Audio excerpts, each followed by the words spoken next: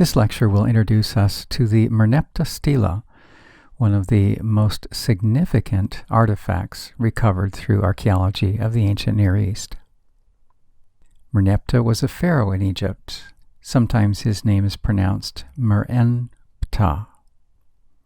This particular stele at times is referred to as the Israel stele.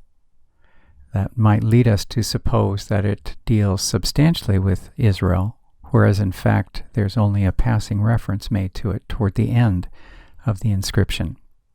The Egyptian Museum has recently renamed this, and appropriately, so that it goes by the title The Victory Stele of Merneptah. As far as its physical description, you'll discover that this is an enormous slab of black granite. It looms higher than any human, 10 foot 3 inches. The inscription alone, that is apart from the picture at the top, the inscription alone stretches for a height of about 2.3 meters. The width of this slab is approximately 5.5 feet, and it's 14 inches thick. Petrie estimated its weight at about 5 tons.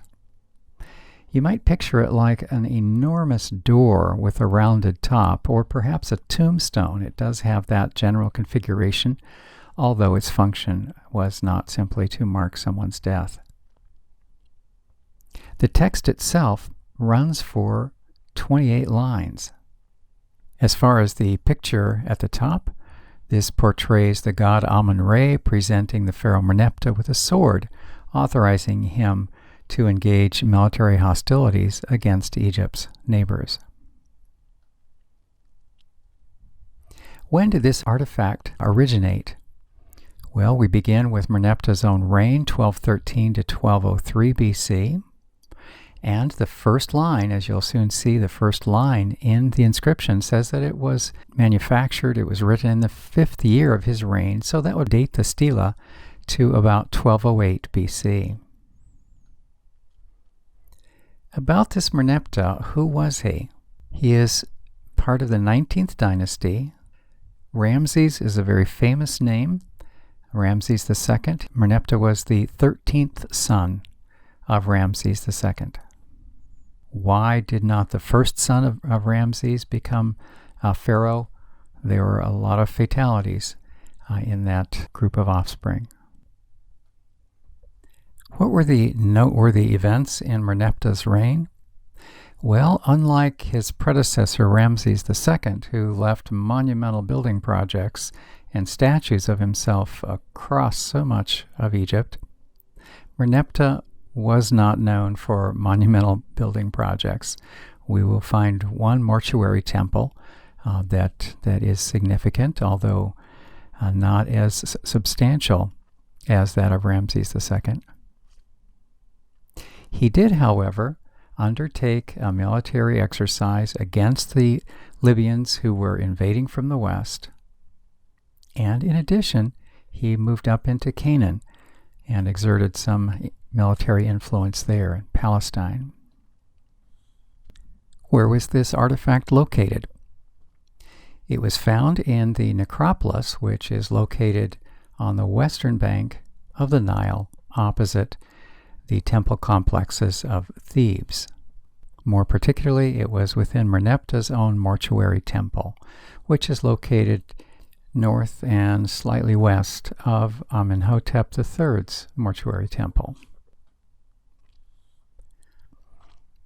Let's use Google Earth to locate some of these features.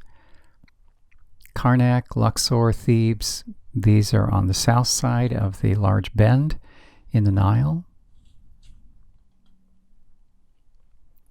Closing in, we can see Karnak downstream, Luxor upstream, and then the complex of mortuary temples on the west side. Karnak has a highly developed temple complex.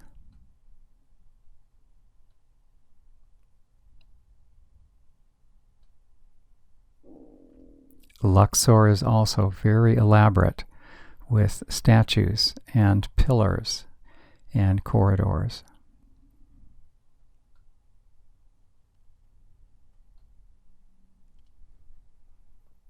Off to the left, in the west side then, one of the northernmost mortuary temples directly opposite Karnak then would be that of Hatshepsut.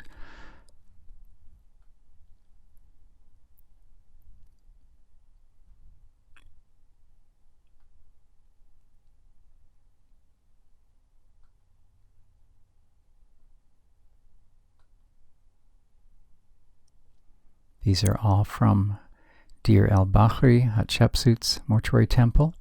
But to the south of that is the Ramesseum, belonging to Ramses II.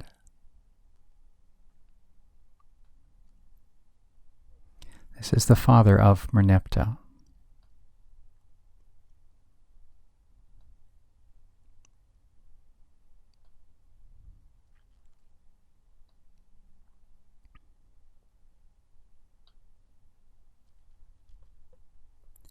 South of that, we find the Colossi of Memnon, and that's part of the mortuary temple of Amenhotep III.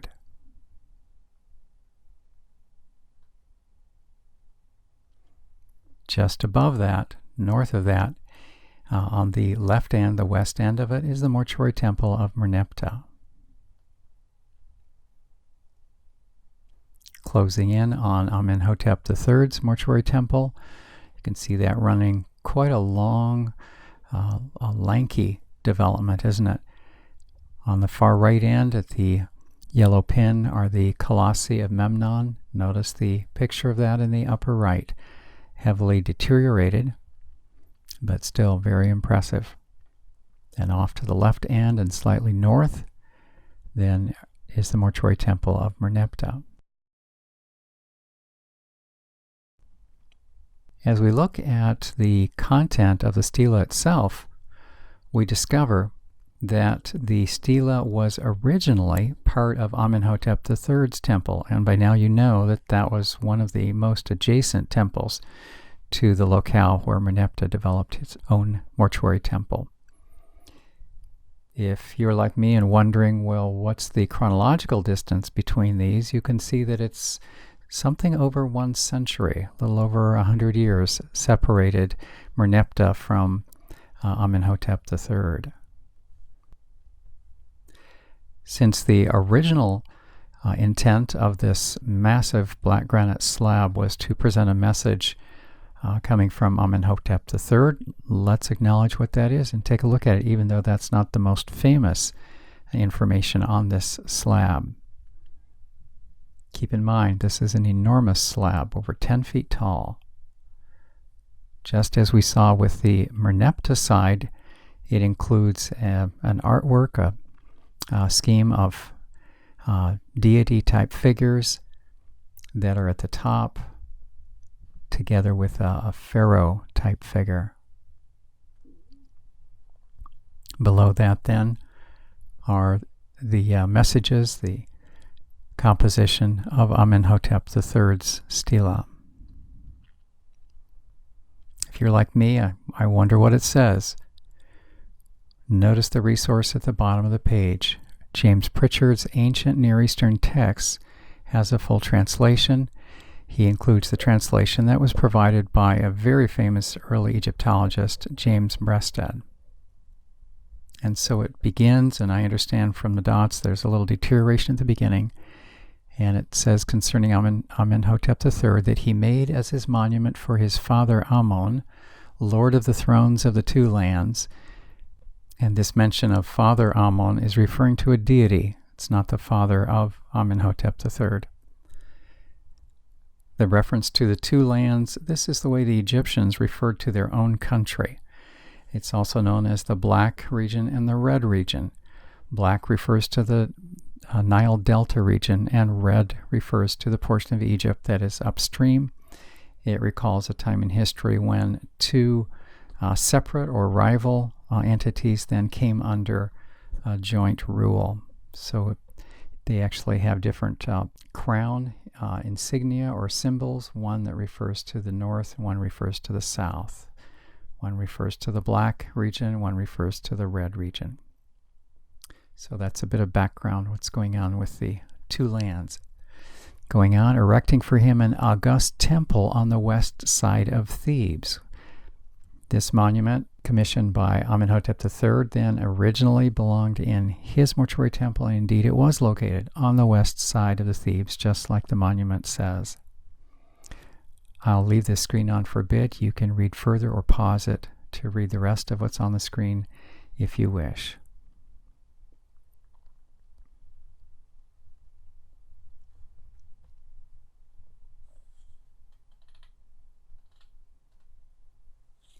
Moving on.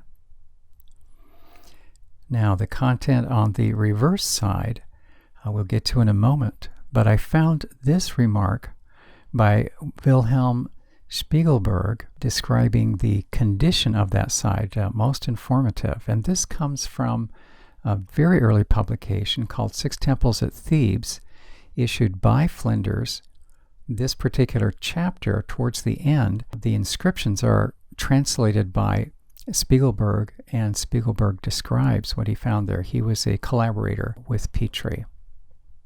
So he writes, this, referring to the Merneptah inscription, has been engraved on the rough back of the stela of Amenhotep III, which was removed from his temple, that is Amenhotep's, placed back outward against the wall in the forecourt of the temple of Merneptah.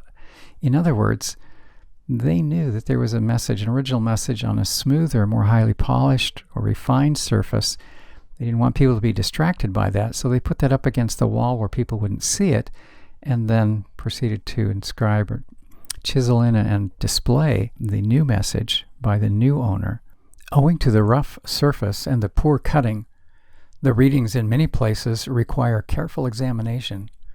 For this, there have been used first, a hand copy by myself, taken at a disadvantage, as it lay face downward.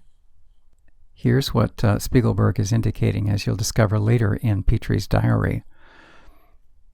The way it was positioned in the excavation was with Amenhotep's material facing up, and then I suppose there may have been some sort of risers, some sort of beams across that allowed a crawl space under this enormous slab. So in order for Petrie or Spiegelberg to see the Merneptah side, they would have to go in under their back somehow and look up at it. Perhaps there was a large cavity below, but they had to look at it upward, staring up as it lay face downward. Second technique was a paper squeeze made by Professor Petrie. I take this to be like a paper mache, and this was a common practice if they were trying to capture some artifact without damaging it, and perhaps it wasn't convenient at the time to transport it. They wanted to preserve the message or the shape of an artistic piece. They would put a wet paper mache type material on it, remove it, and that would retain the impression. Thirdly, photographs of the stela. The next paragraph provides Spiegelberg's description of the colors that were retained in the artwork at the top. Then the inscription itself, commissioned by Merneptah, 28 lines in length. This is substantial.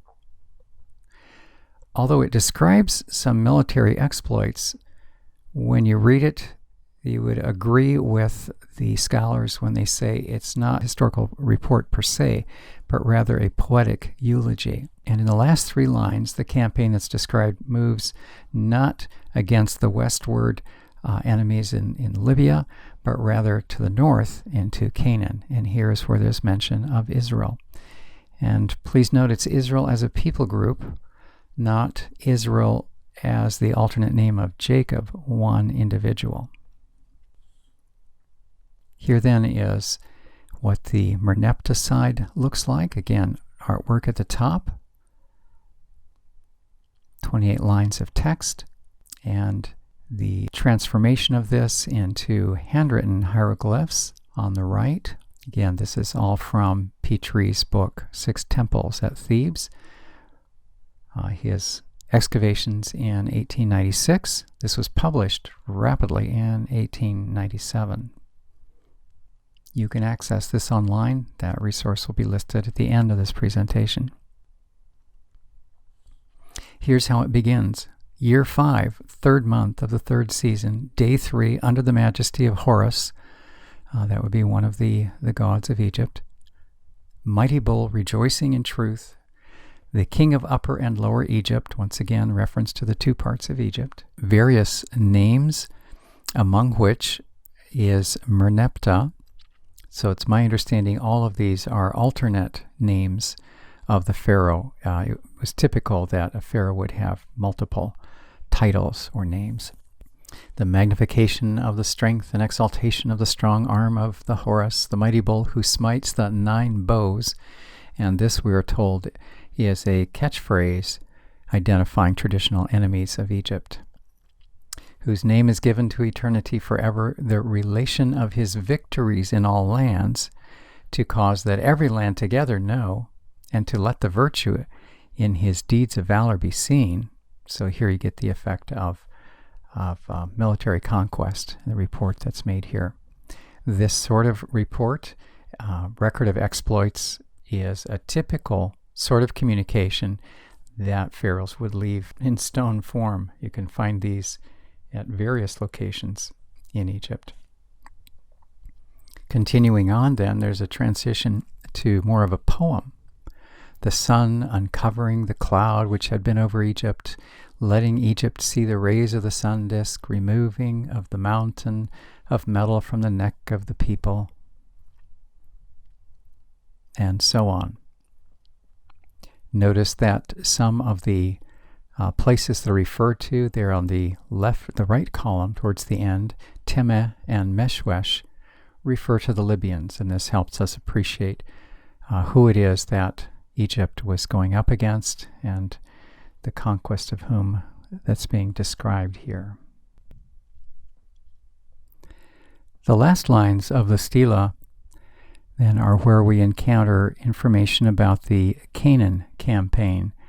Notice about the 4th line down on the left. Plundered is the Canaan with every evil. Carried off is Ashkelon. We recognize that as a Philistine city from the biblical record. Similarly, seized upon is Gezer, right within the Judean region. Yanoam is made as that which does not exist. Israel is laid waste. His seed is not. Huru is become a widow for Egypt. Let's zero in on the actual place where we find the hieroglyphs referring to Israel. It's right in this region. In particular, these 2 quill-like reeds together form the Egyptian representation of Y. This is thought to be a horizontal rope with some knots in it. That's a sibilant S. The lips of the mouth represent the sound R.